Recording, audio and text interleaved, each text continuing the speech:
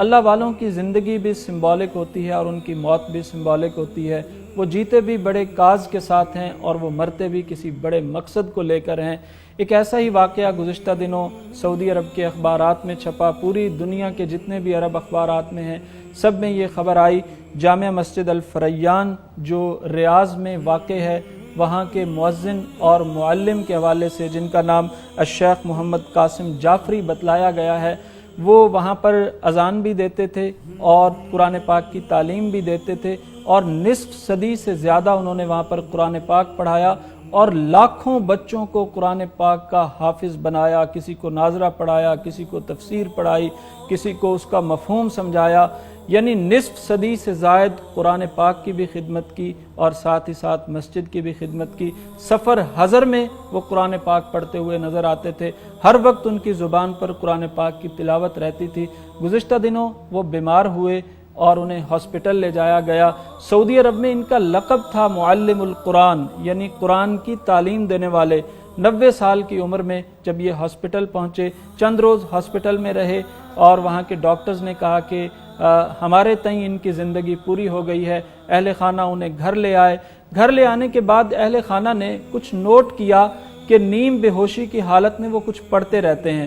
جب انہیں ہوش آتی ہے تو وہ صرف اتنا کہتے ہیں کہ مجھے وضو کرا دیا جائے۔ انہیں وضو کرا دیا جاتا ہے اور اس کے بعد یا تیمم کرا دیا جاتا ہے۔ تو جب بھی جس نماز کا وقت ہوتا، فجر، ظہر، عصر، مغرب، عشاء، ایون تہجد کا وقت بھی ہوتا، تو ہم دیکھتے کہ ان کے لب ہلنے لگ جاتے۔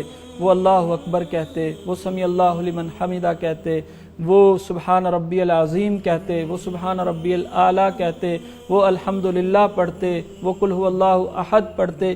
یعنی جو ہی نماز کا وقت ہوتا، اللہ تعالیٰ کی طرف سے ہی انہیں جو ہے وہ کوئی ایسا الہام ہوتا یا کوئی ایسی چیز ان کے دل پر یا ان کے کانوں تک پہنچتی، وہ لیٹے لیٹے نیم بے ہوشی کی حالت میں قرآن پاک پڑھنے شروع کر دیتے، نماز پڑھنا شروع کر دیتے۔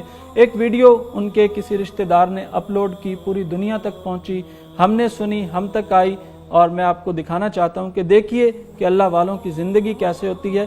ان کی موت سے چند لمحے پہلے کی یہ ویڈیو ہے، لیکن وہ نماز سے غافل نہیں ہے۔ ملاحظہ فرمائیے۔ سمع اللہ لمن حمده ولك الحمد اللہ اکبر سبحان ربی العظیم سبحان ربی العظیم سبحان ربی العظیم اللہ اکبر الحمد رب العالمین الرحمن الرحیم مالک یوم الدین الصراط المستقیم صراط والله آمين بسم الله الرحمن الرحيم قل هو الله أحد الله الصمد لم يلد ولم يولد الله أكبر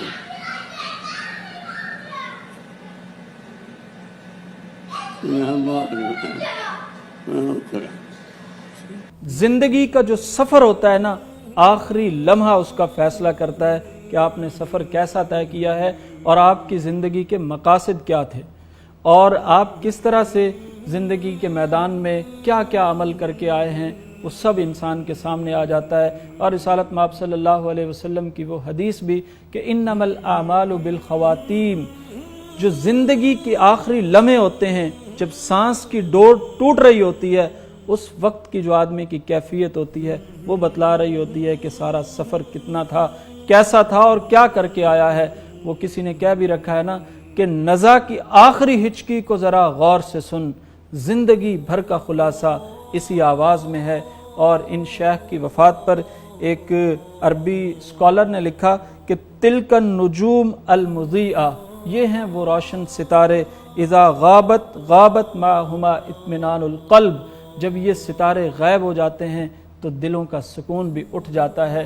ہم نے ان سے پڑھا، ہم نے ان سے سیکھا، ہم ان سے قرآن پاک پڑھتے تھے، ان کی اذانیں سنتے تھے، آج یہ اللہ تعالیٰ کے پاس چلے گئے ہیں تو یوں لگتا ہے جیسے ہمارے دلوں کا قرار بھی اٹھ گیا ہے۔